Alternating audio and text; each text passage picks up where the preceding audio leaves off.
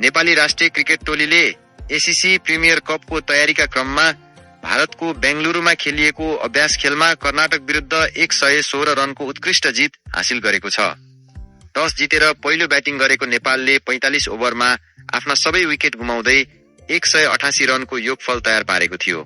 नेपालका लागि ओपनर आसिफ शेखले 70 बलमा 2 चौका र 1 छक्काको मद्दतले सर्वाधिक 49 रन बनाए।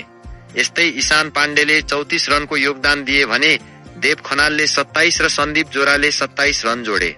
तल्लो क्रममा बसेर अहमद 19 रनमा अभिजित रहँदा गुलशन झाले 11 रन र पूर्व कप्तान रोहित पौडेलले 4 रन बनाए।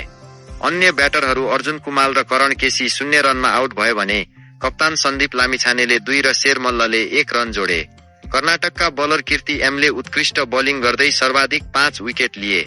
189 रनको विजयी लक्ष्य पछ्याउँदै जवाफी ब्याटिङमा उत्रिएको कर्नाटकको टोली नेपाली बलरहरूको धारिलो बोलिङ सामु टिक्न नसकी 28 ओभरमा मात्र 72 रन बनाउँदा अल आउट भयो। कर्नाटकका लागि शरद श्रीनिवासले सर्वाधिक 32 रन बनाए भने रेवन्त बैरीले 10 रन जोडे। यी दुई बाहेक कर्नाटकका अन्य कुनै पनि ब्याटरले दोहोरो अङ्कमा रन जोड्न सकेनन्। नेपाललाई जिताउन बलरहरूले उत्कृष्ट प्रदर्शन गरे। करण केसीले 5 ओभरमा 9 रन दिएर 2 विकेट, ललित राजवंशीले 4 ओभरमा 5 रन दिएर 2 विकेट, शेर मल्लले 6 ओभरमा 17 रन दिएर 2 विकेट र बसिर अहमदले 3 ओभरमा 6 रन दिएर 2 विकेट चटकाए।